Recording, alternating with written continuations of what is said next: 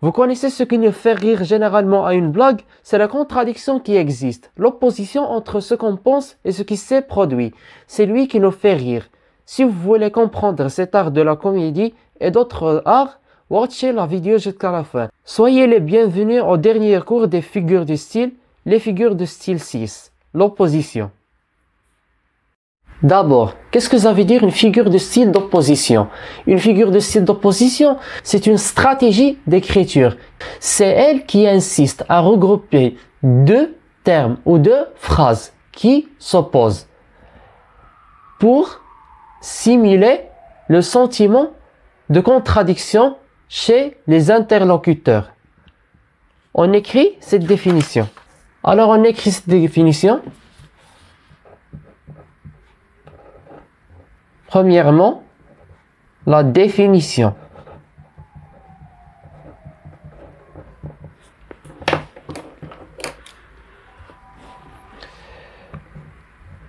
La figure d'opposition insiste à regrouper deux termes ou deux expressions ou deux idées ou deux expressions ou deux idées qui s'opposent en simulant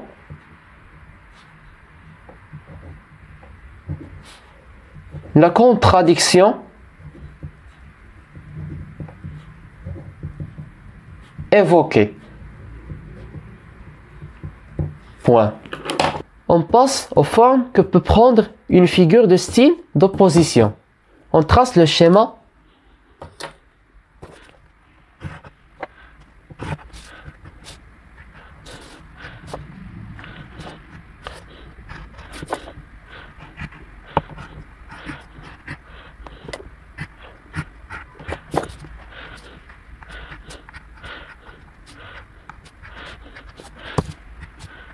Figure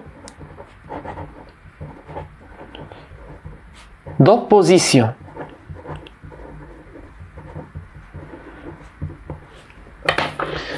Il existe l'antithèse,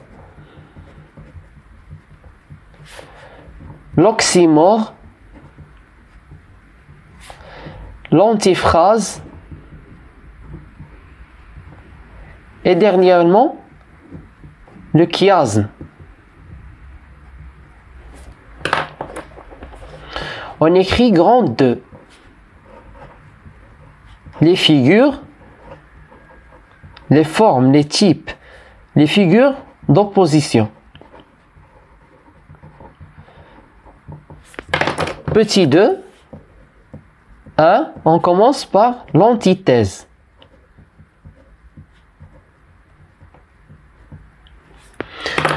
L'antithèse, c'est une figure avec laquelle on relie, on regroupe entre deux termes qui s'opposent entre eux.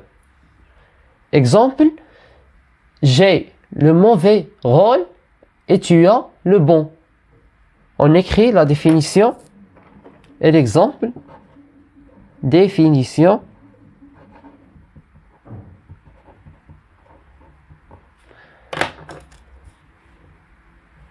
Cette figure relie et regroupe entre deux termes qui s'opposent. Exemple,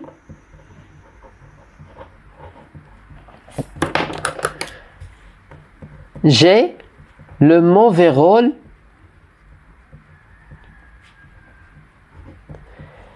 et tu as le bon. Ça y est, c'est compris? On passe à la deuxième figure, l'oxymore. C'est très facile. L'oxymore, c'est une figure par laquelle on place deux mots et on les attache entre eux pour exprimer la contradiction qui existe dans la phrase. Exemple, cette petite grande âme venait de s'envoler. Elle est tirée de Nerval. On écrit la définition.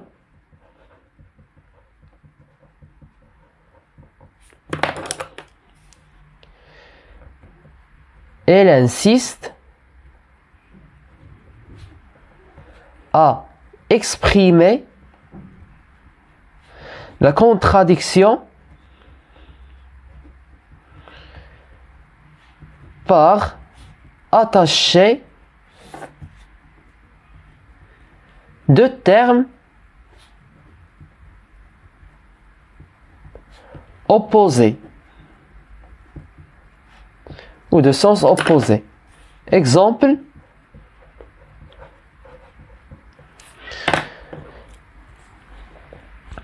cette petite grande âme venait de s'envoler. De s'envoler. Comme on a dit, l'extrait de Nerval. C'est bien. On passe à la troisième figure. C'est l'antiphrase. C'est très simple. L'antiphrase. L'antiphrase, c'est tout simplement, on dit le contraire de ce qu'on pense. Ça y est, c'est ça l'antiphrase. On écrit définition.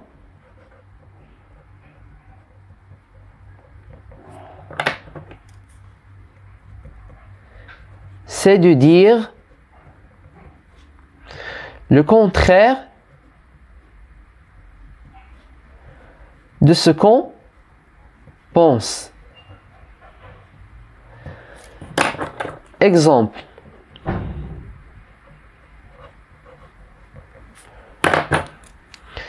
Vous m'avez fait attendre 1 heure. Merci. On remarque qu'on est mis en colère parce qu'on a attendu 1 heure, mais on remercie ce qui nous a fait attendre toute cette durée. N'est-ce pas? C'est le contraire. On passe à la dernière figure qui est le chiasme. Le chiasme, et concentrez-vous avec moi. Le chiasme, c'est de mettre en symétrie deux phrases qui s'opposent entre eux au degré que la syntaxe grammaticale elle-même s'oppose. Par exemple, le sujet est commencé à la première phrase, il est obligé d'exister au dernier lieu à la deuxième phrase, ou bien le COD, ou bien un complément qui existe, peu importe, cessez de lieu, cessez de temps, qui existe à la dernière de la première phrase, il doit être commencé au début de la deuxième. C'est ça, le symétrie d'opposition entre ces deux phrases. Par exemple, je les ai vus arriver le matin. Le soir, ils m'ont vu partir. Je répète, je les ai vus arriver le matin. Le soir, ils m'ont vu partir. On écrit la définition à l'exemple. Définition.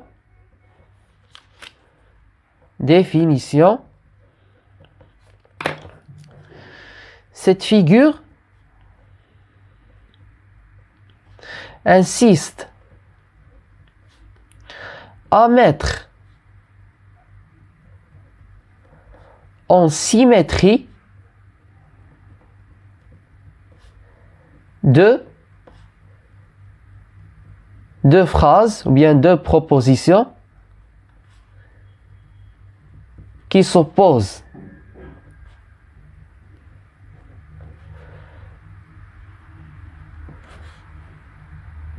Elle insiste à la répétition et le rythme.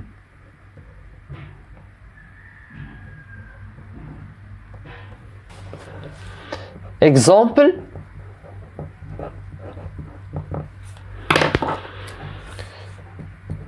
je les ai vus arriver le matin. Le soir, ils m'ont vu partir.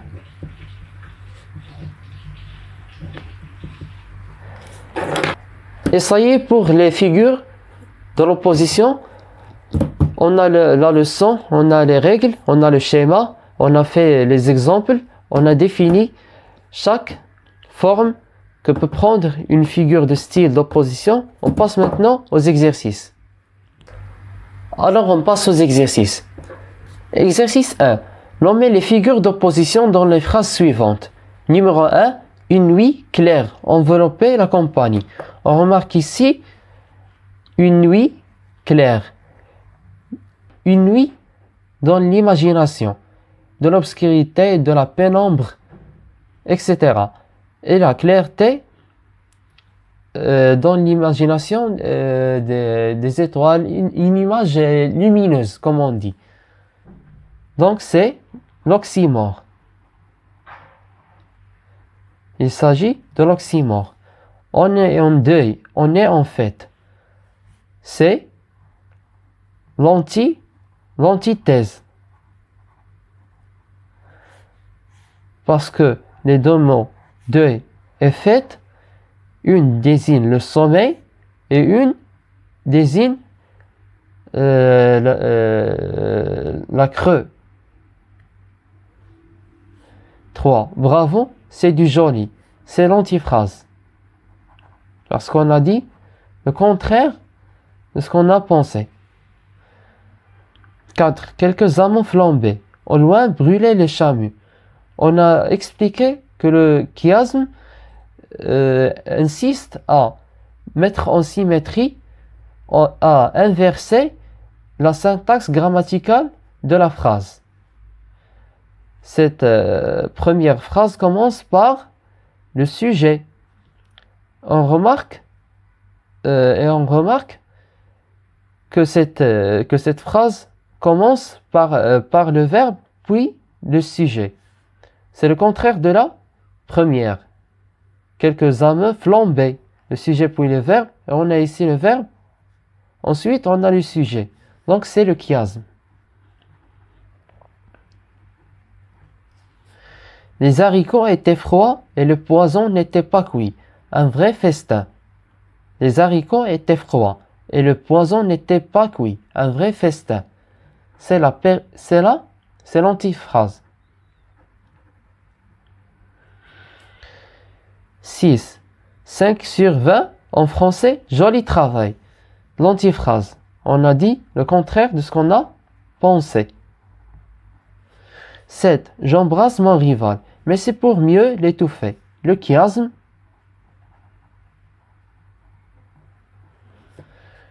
8. Je suis dans de beaux draps.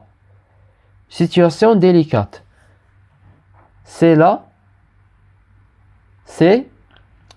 l'antiphrase.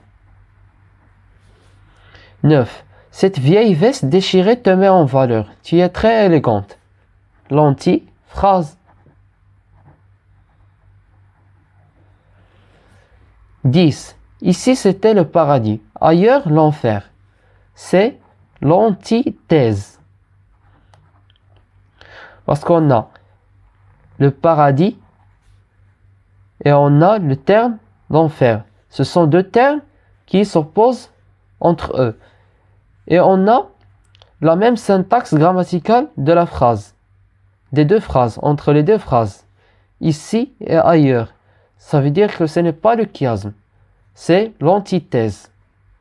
Parce qu'on a expliqué qu'on a deux termes qui s'opposent. Il y a une contradiction entre deux termes opposés. 11. Cette obscure clarté qui tombe des étoiles. Tiré de Corneille.